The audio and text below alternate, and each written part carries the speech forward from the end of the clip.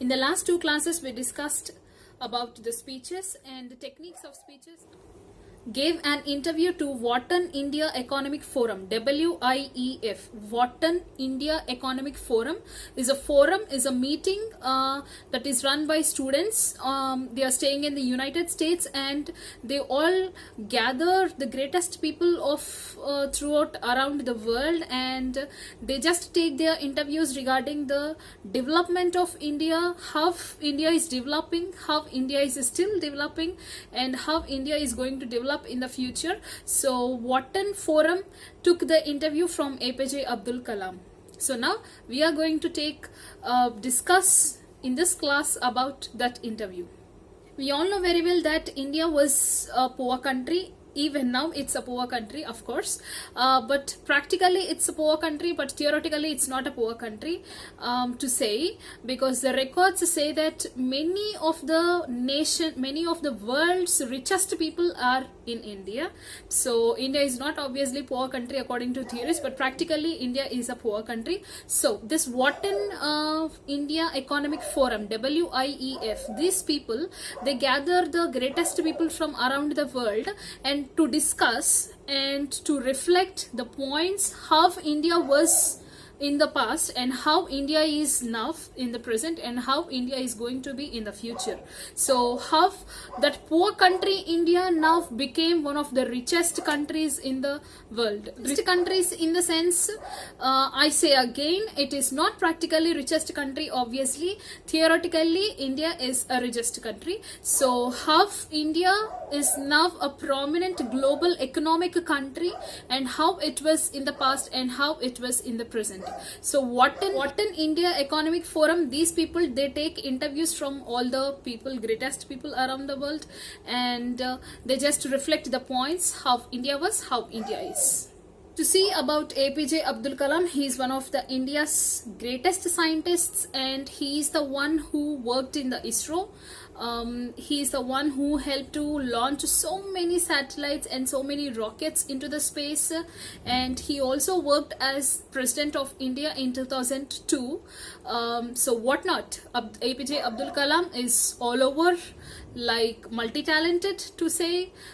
So now we have to feel that glad our third semester syllabus have APJ Abdul Kalam's one of the greatest interviews. So today in our class we are going to see the interview of APJ Abdul Kalam, as I said. So now I'm going to discuss only the important or only the points what the interviewer asked the APJ Abdul Kalam, which are useful for you people in this semester, third semester, and how you can improve your skills and how you must learn particular answers of APJ Abdul Kalam. We can learn so many life lessons from his speech. So I'm going to touch only those questions that interviewer asked APJ Abdul Kalam. So the first question that interviewer asked the APJ Abdul Kalam is like, what is the biggest difference that he saw in the past India and in the present India? So he answers this question like that he saw many changes, drastic changes from the past India and the present India. He saw the World War I, World War II, and he saw the freedom movements, and he saw how we got freedom, independence to India, and how many wars, how many injuries, how many sacrifices, their lives, and how many people died, how many people defeated, how many like winning moments of India, and how the British cruel rule is everything Abdul Kalam witnessed from his young age. And after the independence, how India started taking changes and how India is going developing and how it's growing in the world, and it's slowly rising as a new star, silently rising throughout the world. And he also witnessed the information and communication technology, how it improved and how computers came, how the technology developed and how the gadgets are coming, inventions, so many inventions. He saw everything he witnessed. So he's like, there was a drastic change of the past India and the present India, and he also says that in the future there is going to have so many changes, definitely, and all the changes will help for the development of the country India, and all the youth have to take up the responsibility to develop our country, our nation. And he said ahead in the future we are going to face many challenges and many burdens as well.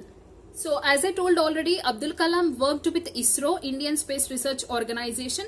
He invented so many, like he helped for so many satellite launches and rocket launches, and he also designed so many weapons and so many nuclear weapons and missiles also. So the interviewer asked the second question to Abdul Kalam is like, what is the most successful thing in your life, like regarding the ISRO, that working in the ISRO, how was his experience, and what did he learned working from ISRO? So this is the question that interviewer asked, where Abdul Kalam answered like teamwork. Teamwork is very important for any success.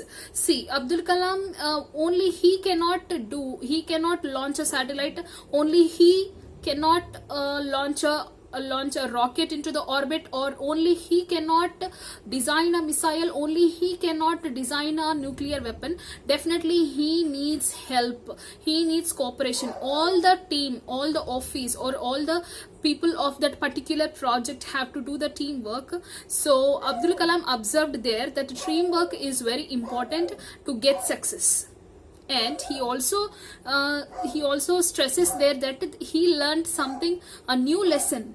So Abdul Kalam also says that he learned a new lesson, like how to take up the success and equally how to take up the failure. Okay, how to take up the success, how to take up the failure.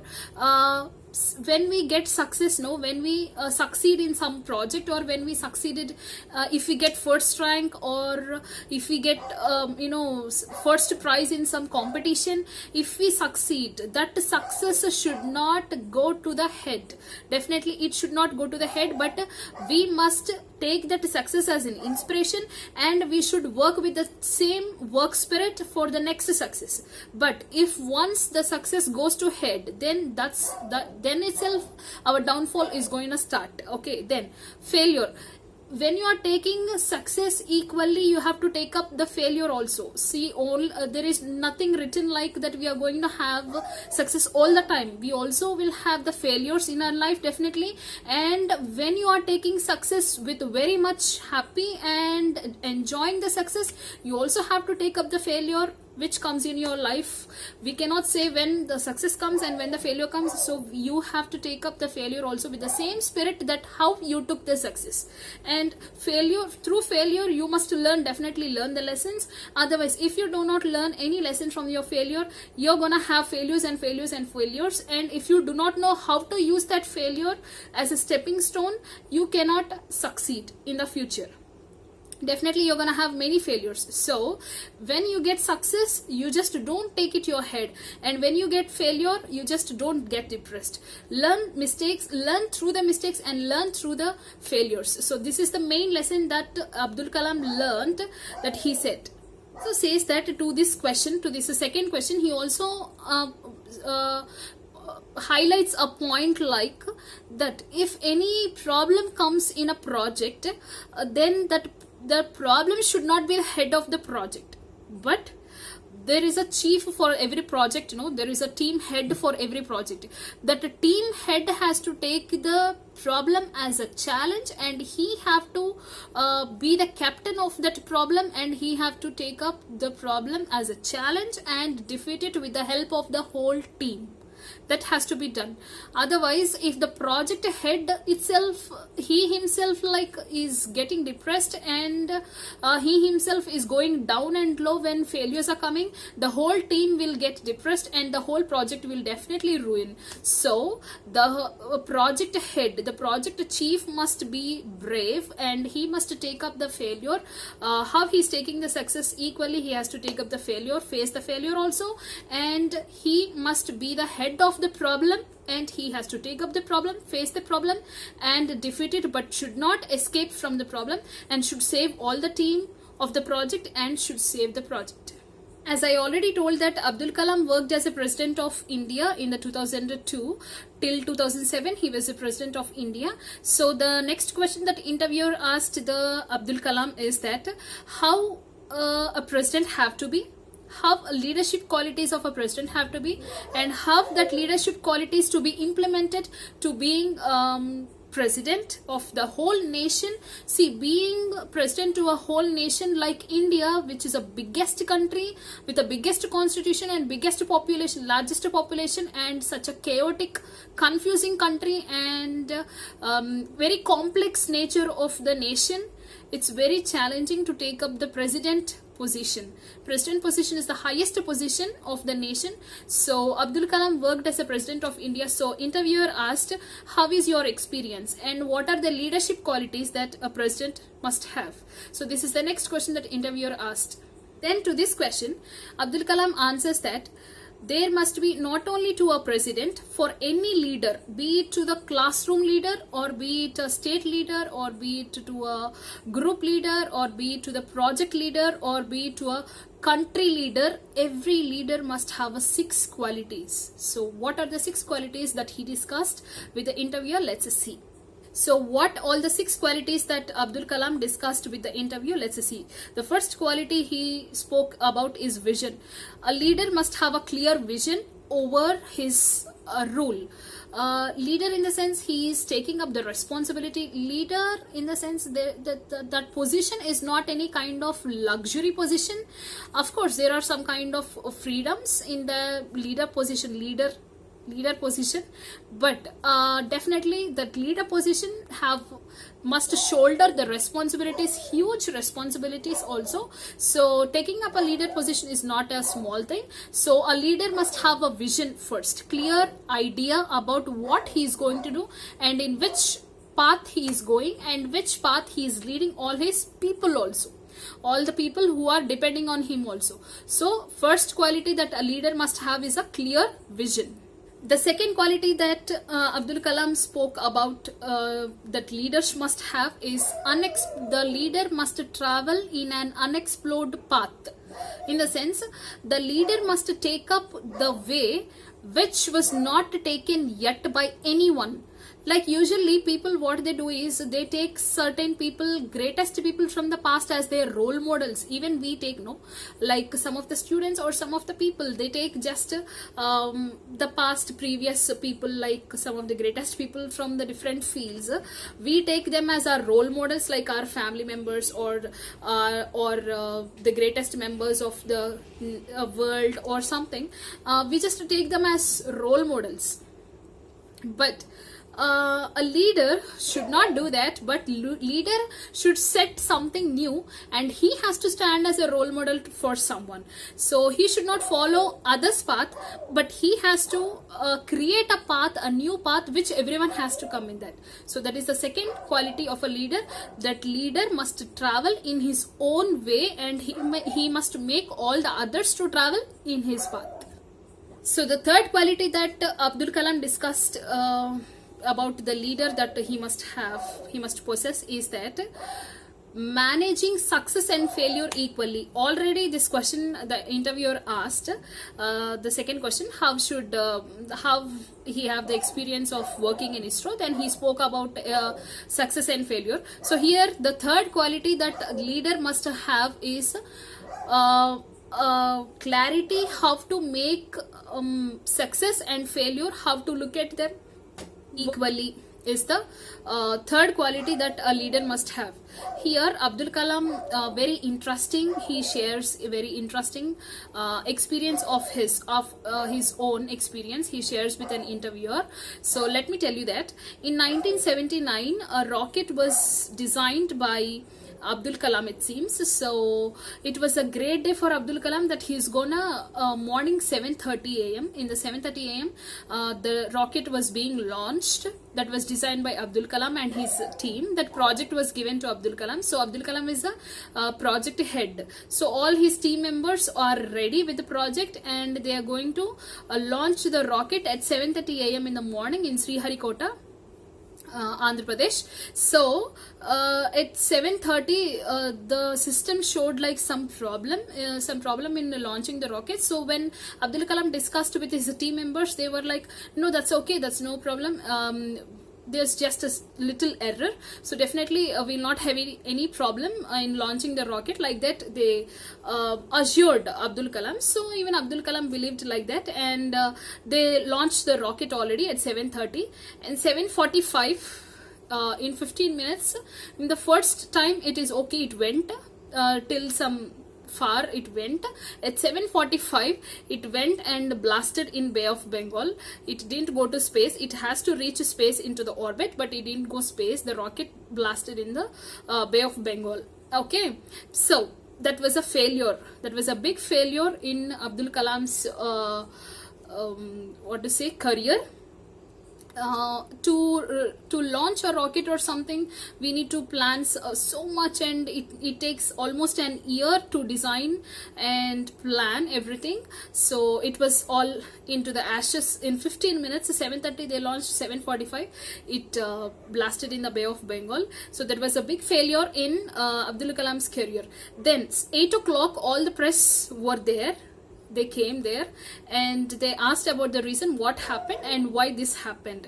Then what happened, this ISRO head, who will be there, no, ISRO head, Indian Space Research Organization head, he attended that press conference, and in that press conference the head of that ISRO took up the responsibility for the failure of the project. Actually that is the project of Abdul Kalam, but Abdul Kalam actually he has to take up the responsibility for the failure of that rocket, but the ISRO head, he took up the responsibility, and he took up that failure, and he addressed to the media, to the news channel media, like it was the whole ISRO's failure. Okay, he did not tell anything about Abdul Kalam's failure and everything, and the whole ISRO took up the responsibility of the failure, and he assured to the media that in next year, this happened in 1979, and he assured to the media that in the next year 1980 they are gonna again launch the same rocket, and definitely they'll get success. So like this he ended the press conference. And in the 1980 again the same project that they did. In the 1980 this time the project gets succeeded, and then again the press meet was set up, and then this time the head of the ISRO, he gave the conference to Abdul Kalam, and he called, that ISRO head called Abdul Kalam aside and told like, you just go and conduct the press meet, because this is your victory, he said like that. And then Abdul Kalam went and had the press conference. After the press conference, Abdul Kalam learnt a main important thing here is that when a failure comes, the head is taking up the responsibility. When success comes, the credit is giving to the particular person, particular team. Okay, that means when failure comes, it should not be put on someone, it should not be blamed to someone, but the head has to, the captain of the project has to take up the responsibility, and he took the responsibility there, and he gave an answer. But when success comes, he gave to the person to whom actually the credit has to go. So that is the lesson that he learned, he said. So this is another third important quality, that we must know how to manage both failure and success. So this is the third quality of a leader must possess. Abdul Kalam told that 6 qualities are there for a leader to possess. So quality that Abdul Kalam spoke about in the interview is fourth quality of a leader must possess is that courage to make decisions.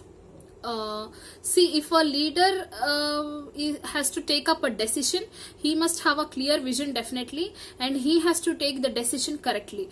If the decision is not taken correctly, then the whole project is gonna ruin, and the people who are depending on that project will also get disappointed definitely, and that the project will get ruined. So a leader must have a quality of taking the decisions courageously. Okay, if he is taking the decision, that means he has to think about that 10 times, 100 times before taking a decision.